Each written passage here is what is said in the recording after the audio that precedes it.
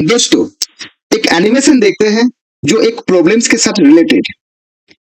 तो एक बॉल एक स्विमिंग पूल का पानी का अंदर में कुछ डिस्टेंस तक लेके गया। अभी उसी पोजीशन से इस बॉल को जब छोड़ेंगे तो बॉल उसका बाउंसी फोर्स के लिए वो ऊपर में जाएगा और कुछ हाइट तक वो राइज करेगा फ्रॉम द वाटर सरफेस। तो ऐसा ही एक एक्सपेरिमेंट भी देख लेते हैं। पानी में भरा हुआ एक बकेट है जिसका अंदर में एक बॉल रखा हुआ है। तो एक उंगली से उसको पुश करके अभी जब उंगली छोड़ देंगे तो बॉल थ्रस्ट फोर्स के लिए ऊपर में आ जाएगा और उस वाटर सरफेस का ऊपर में भी कुछ हाइट तक वो राइज करेगा। तो ऐसा ही एक प्रॉब्लम्स देखेंगे जो जेई एडवांस का पेपर में आया था 2024 में। तो एक table tennis ball has radius 3/2 into 10⁻⁻2 metre and mass 22/7 into 10⁻³ kg, and it is slowly pushed down into a swimming pool to a depth of d equals to 0.7 meter below the water surface. So push down मतलब इसका जो buoyancy force है वो उस ball का wait से ज्यादा है। तो इस बॉल को पुश करके उस buoyancy फोर्स का ऑपोजिट में लेके जाना पड़ा है। तो इसका अंदर में डालने के लिए, पानी का अंदर में डालने के लिए, तो जब उसी पोजीशन से छोड़ेंगे तो इसका water surface at speed v, उस स्पीड वेलोसिटी जो v है उसी v से वो वाटर सरफेस तक पहुंचेगा। उसके बाद वो बॉल ऊपर में भी वो जंप करेगा ड्यू टू उस वेलोसिटी के लिए। सो विदाउट गेटिंग वेट, मतलब ये जो बॉल है ये बॉल मतलब वो वेट नहीं है, मतलब वो भीगा हुआ नहीं है। तो ये बॉल भीग जाएगा तो इसका ऊपर में जो विस्कस फोर्स है वो ज्यादा इफेक्ट होगा। तो अभी इसके लिए कुछ ऑप्शन है, अभी उस ऑप्शन को हम लोगों को देखना है वो करेक्ट है ना रॉन्ग है। तो पहला जो ऑप्शन है the work done in pushing the ball to the depth d is 0.77 joule. तो इसके लिए कुछ यहाँ पे डेटा दे दिया है जो है पाई, यह 22/7, जो g जो है ग्रेविटेशनल एक्सीलरेशन वो है 10 metre per second square, density of water वो है 1 into 10⁻³ kg पर मीटर क्यूब, और पर मीटर क्यूब नहीं लिख के यहाँ पे 2⁻³ मैंने डाल दिया, और viscosity of water is the 1 into 10⁻³ pascal second. तो पहले प्रॉब्लम्स ए को देखते हैं।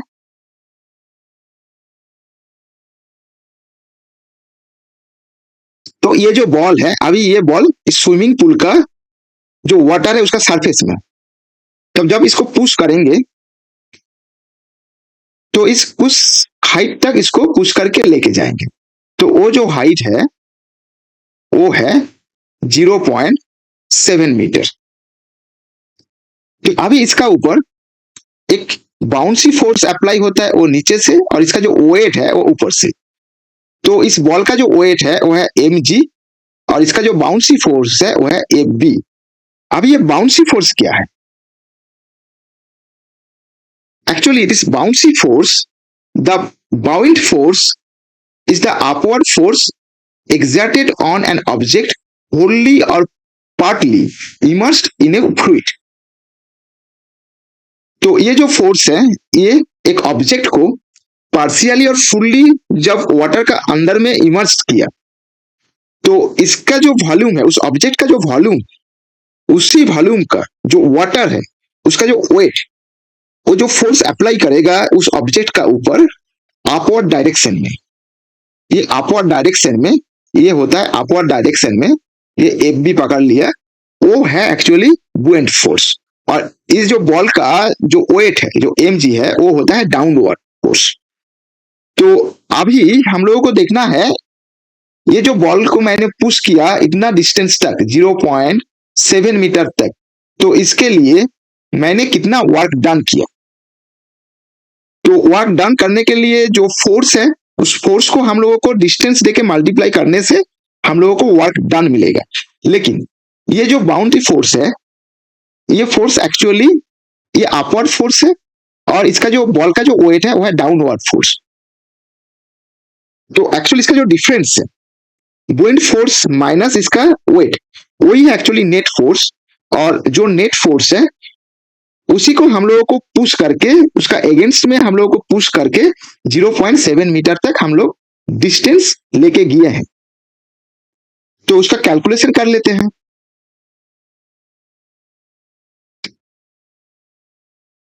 तो अभी ये वर्क डन, तो वर्क डन के लिए पहले ये जो बॉल है, इस बॉल का जो रेडियस है, ये रेडियस है 3/2 इंटू 10⁻⁻² मीटर। और ये जो बॉल का जो मास है, वो मास है 22/7 इंटू 10⁻³ kg। अब इस बॉल जो है स्फीयर, इस स्फीयर का हमको वॉल्यूम निकालना है। तो इसी वॉल्यूम का जो वाटर का जो वेट है, उसी वेट का बाउंड फोर्स इसका ऊपर अप्लाई होगा। तो एक स्फीयर का जो फॉर्मूला होता है वॉल्यूम निकालने का, वो होता है 4/3 इंटू पाई इंटू r⁻³ तो अभी वॉल्यूम ऑफ स्फीयर कितना होगा ना, वॉल्यूम ऑफ स्फीयर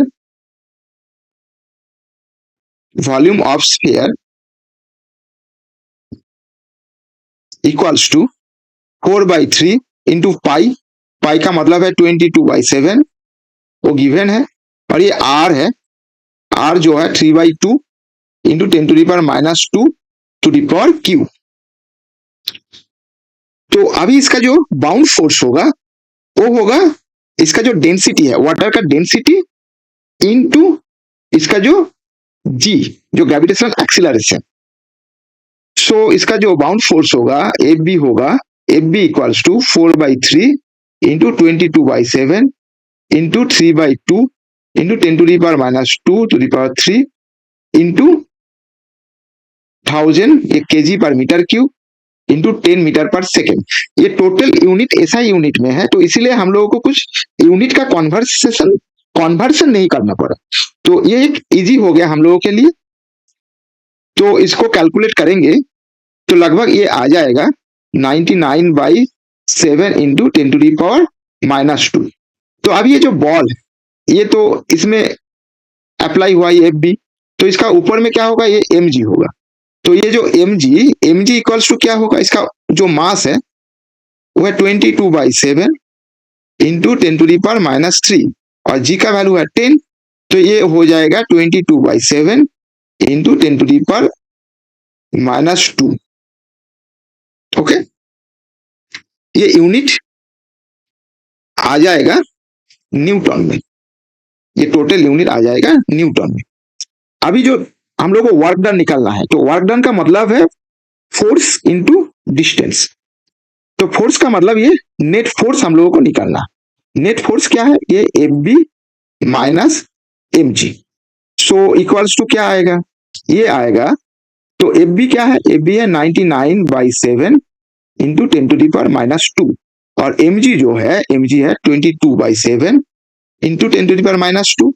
तो इसको कैलकुलेट करेंगे तो ये आ जाएगा 77/7 इंटू 10⁻²। तो ये 11 आ जाएगा, तो ये हो जाएगा 11 इंटू 10⁻²। तो अभी हम लोग क्या करेंगे, ये जो नेट फोर्स है इसको हम लोग डिस्टेंस से मल्टीप्लाई करेंगे। एक्चुअली ये जो है एम जी एच, तो ये एम जी जो है, ये एम जी हो गया 11 इंटू 10⁻²। ये जो एच है, ये एच है 0.7 मीटर। तो ये वर्क डन होगा, work done equals to 11 into 10⁻² into 0.7।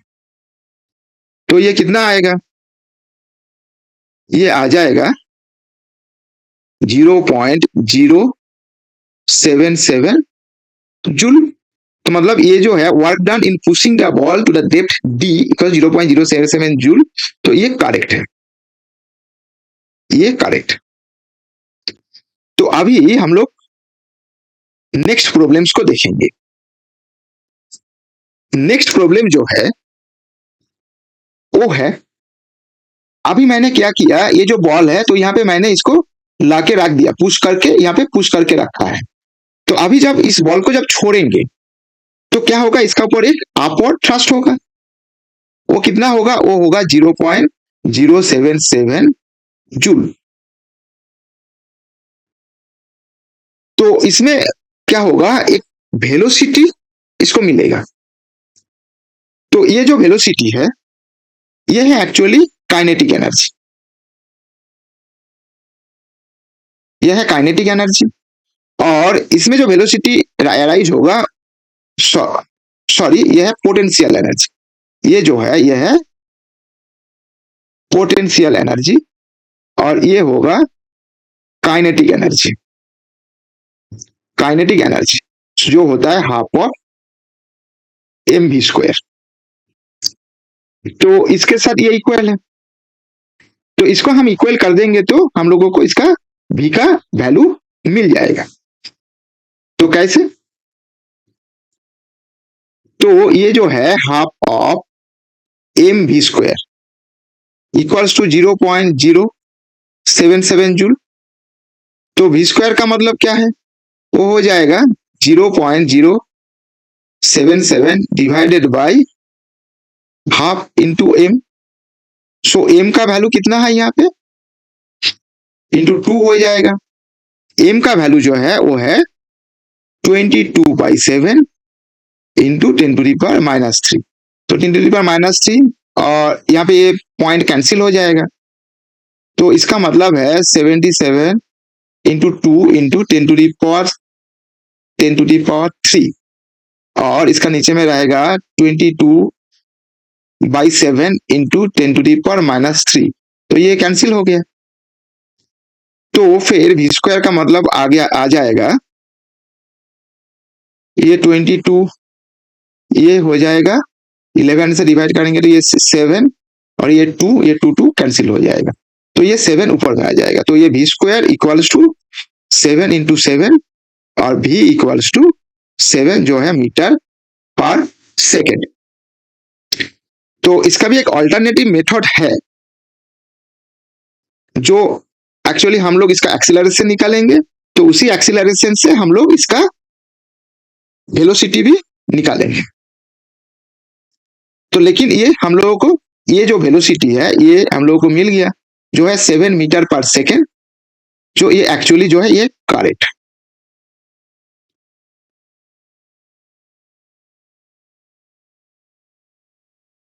तो अभी जो है ये जो बॉल, तो यहाँ पे इस पोजीशन में इसका जो वेलोसिटी है, velocity equals to 7 metre per second. मतलब इस बॉल जब यहाँ से रिलीज हो रहा है ऊपर में तो उसका जो वेलोसिटी है वो है 7 मीटर पर सेकेंड। तो हम लोगों का जो थर्ड क्वेश्चन है, तो if we neglect the viscous force in water then the height h equals to 1.4 metre. तो विस्कस फोर्स को हम लोग नेग्लेक्ट कर दिए, तो इसका जो हाइट है वो हाइट कितना दूर तक ये बॉल ऊपर में जंप कर सकता है,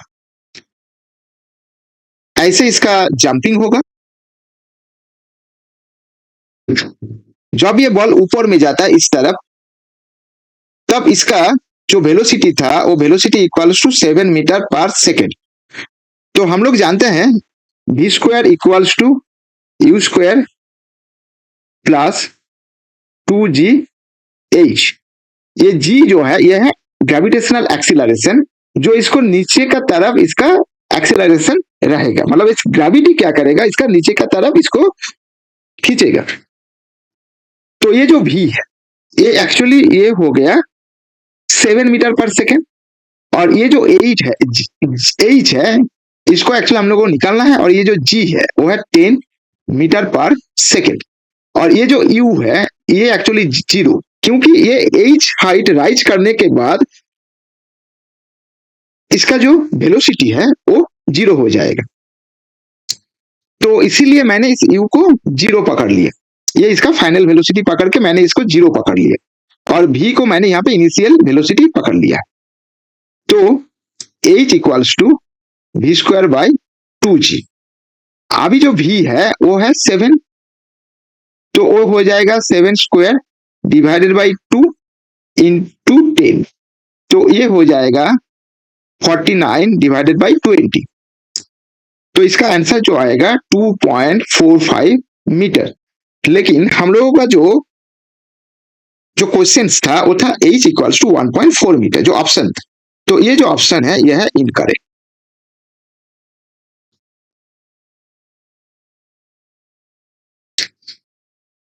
तो अभी हम लोग एक नेक्स्ट ऑप्शन को देखेंगे।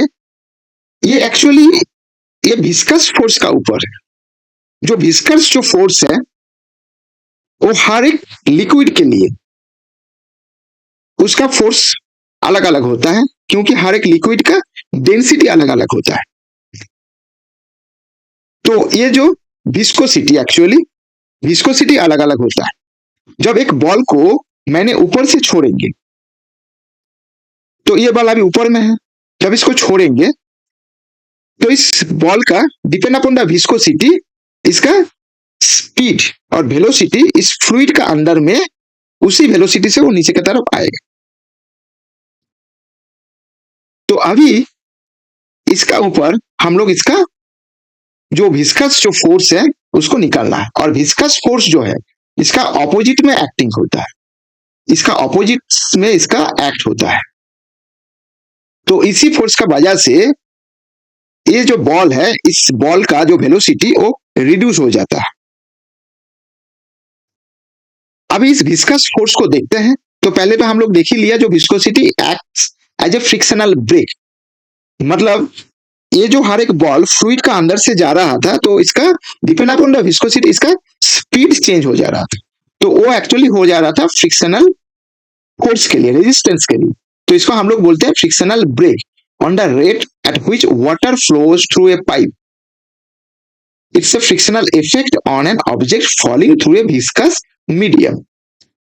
तो हर एक मीडियम डिफरेंट डिफरेंट होता है। जैसे ऑयल का विस्कोसिटी थोड़ा सा ज्यादा होता है कंपेयर टू वाटर। तो ऐसा ही है जैसे ये viscous liquid such as glycerine and a small sphere, for example a ball bearing of radius of a millimeter or so, it turns out experimentally that the liquid flows smoothly around the ball as it falls with a flow pattern like this। तो ये एक actually ball bearing का ball ले लिया, तो इसको फिर उस लिक्विड का अंदर में जब डाले हैं तो ये जो बॉल है ये नीचे का तरफ आ रहा है, लेकिन इसका जो विस्कस फोर्स है ये ऊपर का तरफ आ रहा है, और इसका जो फ्लो पैटर्न है करीब ऐसे। तो viscous force actually George Gabriel Stokes इसने इसको इस इक्वेशन को इसने डेवलप किया था। जो ड्रैग फोर्स है यह एफ, और ये जो स्फीयर है उसका रेडियस सपोज पकड़ लो ए, यहाँ पे R, moving through a fluid of viscosity, ये जो विस्कोसिटी है ये टाउ एट स्पीड v। तो मतलब ये जो फॉर्मूला है, ये जो ड्रैग फोर्स एफ है वह 6 इंटू पाई इंटू ए का मतलब है रेडियस, और इसका मतलब है विस्कोसिटी, और v का मतलब है speed, speed of the object. तो इसको हम लोग बिठाएंगे तो हम लोगों को पूरा मिल जाएगा।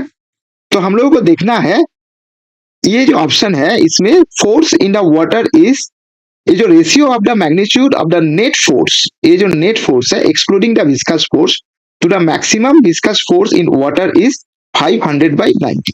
मतलब ये रेशियो ऑफ द इसका जो नेट फोर्स है, मतलब difference of the wind force minus इस बॉल का जो वेट है उसके साथ जो विस्कस फोर्स है उसका रेशियो।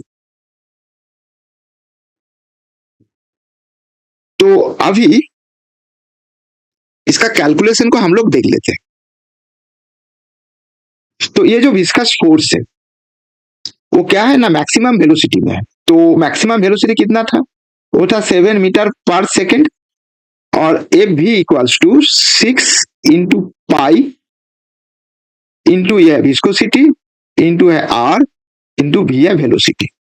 तो ये जो है ये है विस्कोसिटी, यह है रेडियस ऑफ द बॉल,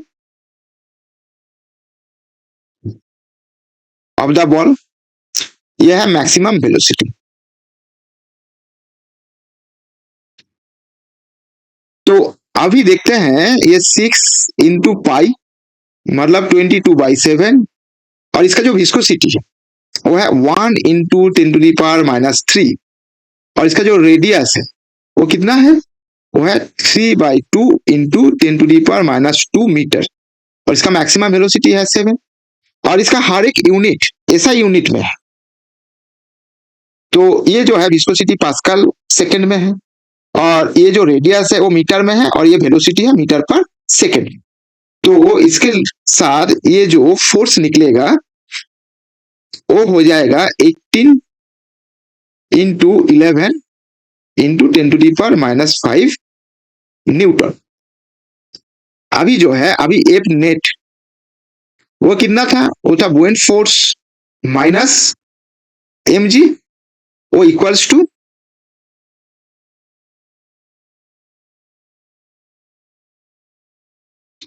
था 11 × 10⁻²। तो अभी इसका जो रेशियो होगा, मतलब ये ratio equals to F net divided by ये viscous force F B, so equals to 11 × 10⁻² divided by ये 18 × 11 × 10⁻⁵। ये 11 कैंसिल हो जाएगा, ये -5 एंड -2 मतलब ये टू दी पावर क्यूब हो जाएगा। तो ऊपर में आएगा तो ये आ जाएगा 1000 divided by 18, so equals to 500 divided by 9। तो ये ऑप्शन भी करेक्ट है, तो ये ऑप्शन करेक्ट। Thank you.